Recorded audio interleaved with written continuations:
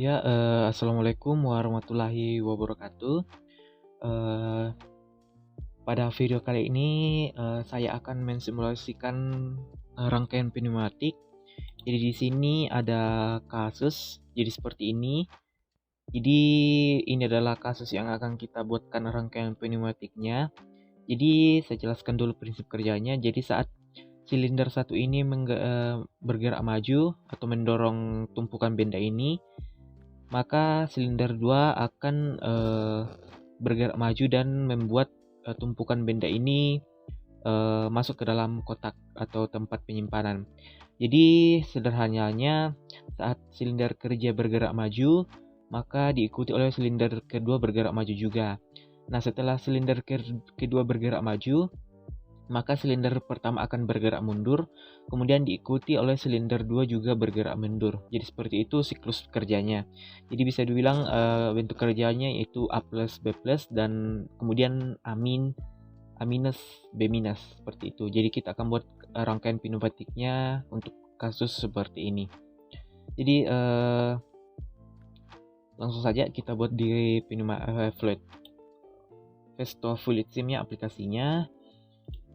Jadi untuk yang pertama kita gunakan katup 5/2.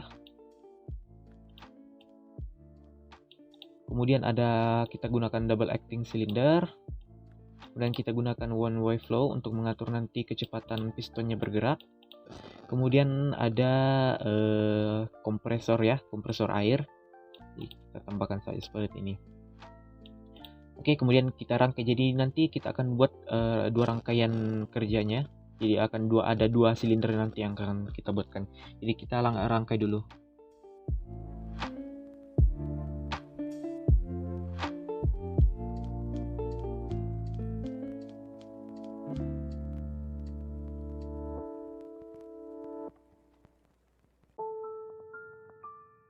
Kemudian kita rubah konfigurasi dari katupnya.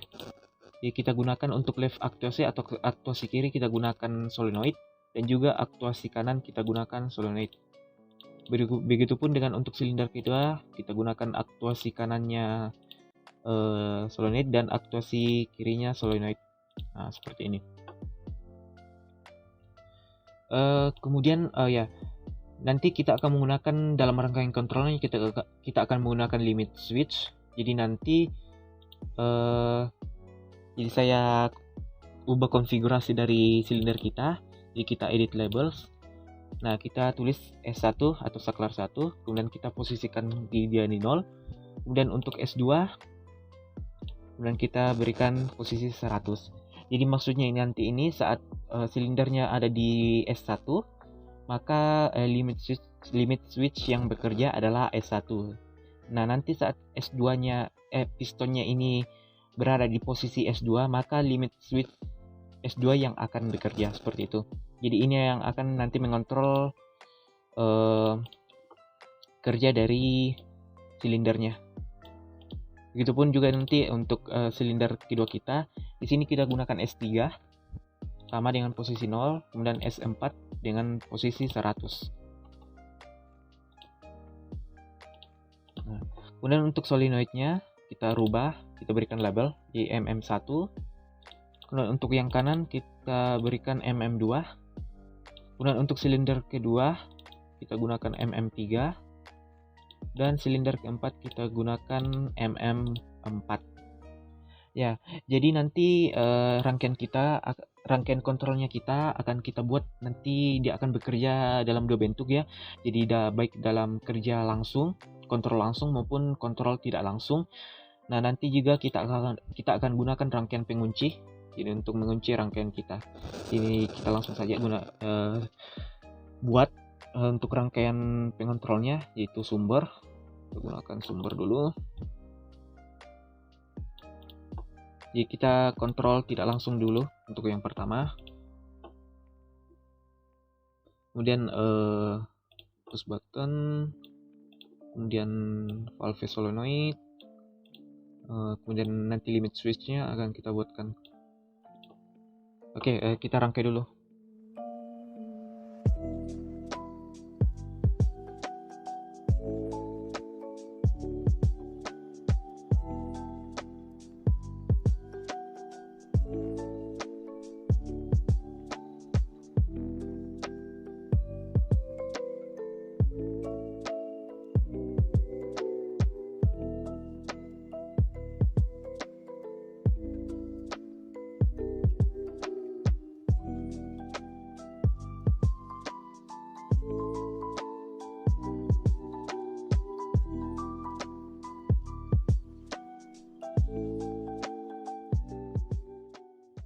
Oke, seperti ini bentuk rangkaian kontrolnya kita.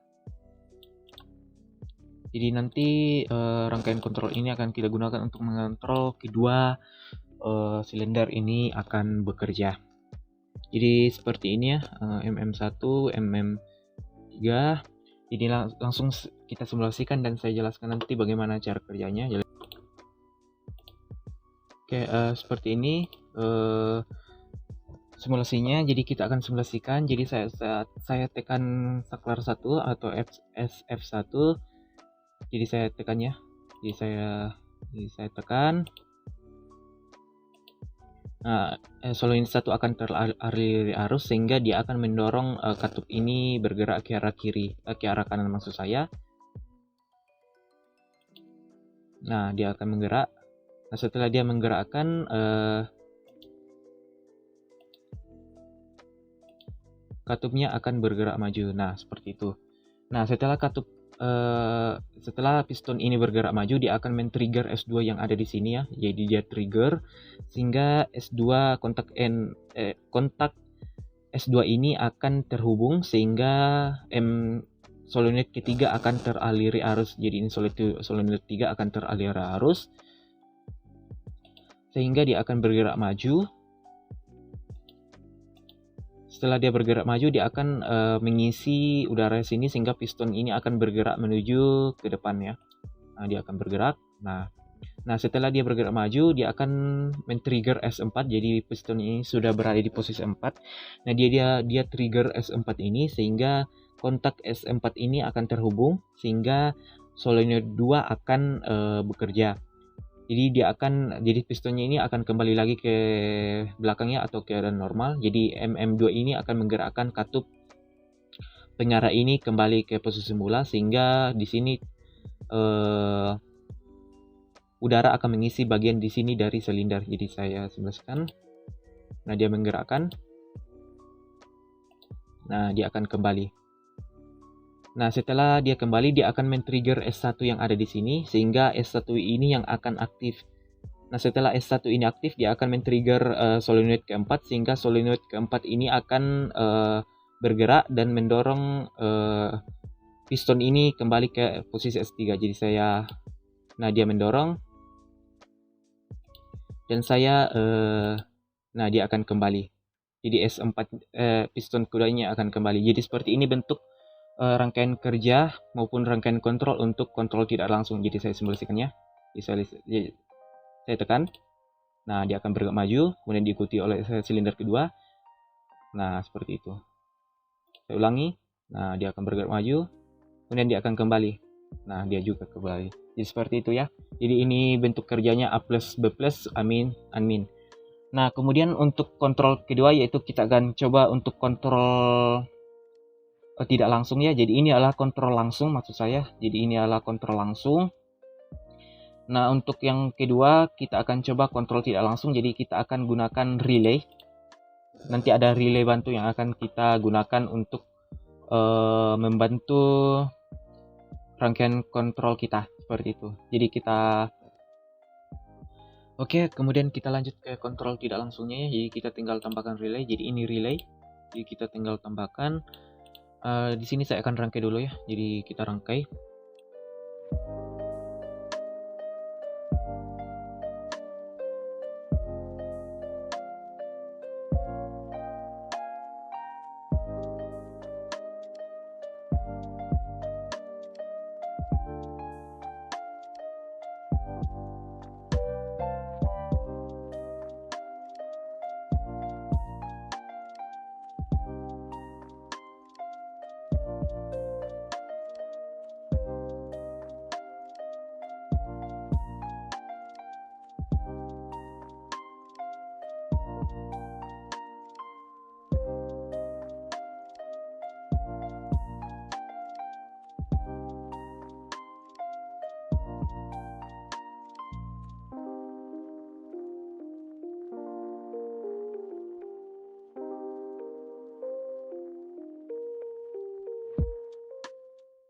Oke, seperti ini bentuk rangkaian kontrol untuk kontrol tidak langsung ya. Jadi di sini ada rangkaian relay ya. Ini rangkaian relay.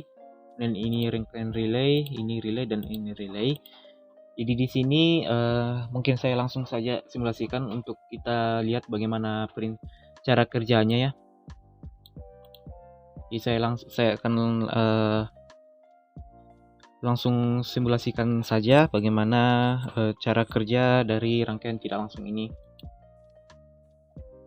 Nah, saya coba ya, saya single step. Saya tekan saklar startnya, kemudian R1 teraliri atau relay 1, sehingga saat relay 1 teraliri ini, maka kontak R1 akan menarik ya, akan menutup, sehingga arus akan masuk ke solenoid 1. Saat solenoid 1 ini teraliri arus, dia akan mendorong. Nah, dia akan mendorong, kemudian akan membuat pistonnya bergerak maju. Langsung. Nah, dia bergerak maju. Setelah itu dia akan men-trigger S2, kemudian S2 ini akan mengalirkan arus ke relay kedua, sehingga kontak R2 ini akan tersambung, sehingga arus akan mengalir ke solenoid ketiga. Solenoid ketiga ini akan bergerak maju, sehingga piston ini akan bergerak maju juga. Nah, dia akan bergerak maju. Nah, setelah dia bergerak maju, dia akan men-trigger S4, sehingga S4 ini terhubung dan mengalirkan arus ke relay ketiga. Setelah relay ketiga ini teralir arus, dia akan menarik kontak R3, sehingga R3 ini akan tersambung, sehingga akan ada arus yang mengalir ke solenoid kedua. Nah, solenoid kedua ini akan teraliri dan dia akan mendorong kembali katup pengarah ini. Dia akan mendorong, sehingga di sini terjadi pengisian udara.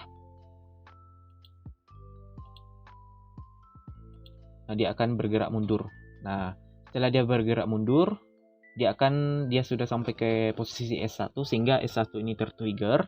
Setelah S1 tertrigger, dia akan membuat kontak S1 ini terhubung, sehingga ada aliran arus yang menuju ke R4 ya. Sehingga R4 ini atau relay keempat ini teraliri arus, sehingga dia akan menarik kontak R4. Jadi dia akan menarik kontak R4, sehingga arus mengalir ke solenoid keempat, sehingga solenoid keempat ini akan bergerak mundur, sehingga piston ini akan kembali ke posisi kesemula. Nah, dia akan kembali ke posisi semula. Nah, seperti itu. Jadi seperti ini bentuk kontrol tidak langsung ya. Jadi yang membedakan hanya pada penggunaan kontrolnya saja, di mana di kontrol tidak langsung ini kita menggunakan relay ya.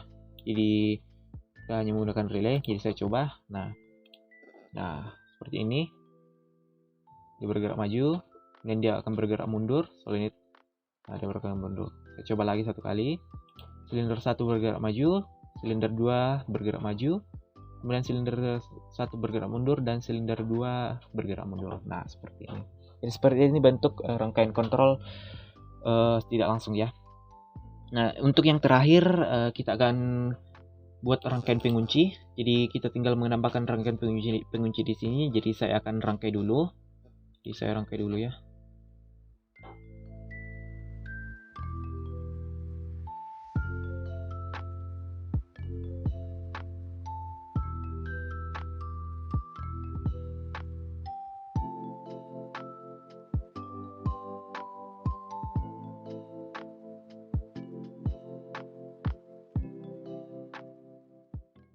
Oke, seperti ini bentuk rangkaian pengunci ya. Jadi kita hanya menambahkan satu lagi relay, dan juga di sini ada push button tipe NC, dan di sini kita hubungkan paralel dengan di sini adalah kontak RP-nya, jadi RP rangkaian pengunci. Jadi saya langsung saja simulasikan. Maaf, kita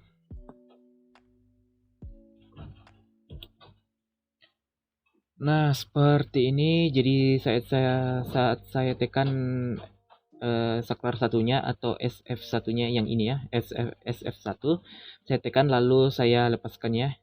Jadi saya tekan lalu lepaskan, maka otomatis seluruh rangkaian ini akan selalu bekerja sampai dia akan berhenti ketika kita menekan tombol stopnya. Jadi saya coba, saya tekan lalu saya lepas ya. Nah, dia akan bekerja sendiri. Nah, setelah kembali dia akan bekerja lagi. Nah, seperti itu. Jadi inilah rangkaian pengunci. Jadi rangkaian pengunci ini akan mengunci arus sehingga kita tidak perlu lagi menekan tombol startnya secara berulang-ulang. Jadi dia akan selalu bekerja selama siklus sampai pada kita menekan tombol stopnya seperti ini. Dia akan bekerja secara terus menerus. Jadi ya seperti itu simulasi dari rangkaian pneumatik, baik untuk rangkaian pneumatik menggunakan dua silinder ya, silinder yang bekerja secara berurutannya. Setelah silinder 1 maka silinder 2, kemudian silinder 1 lagi, kemudian ke silinder kedua lagi.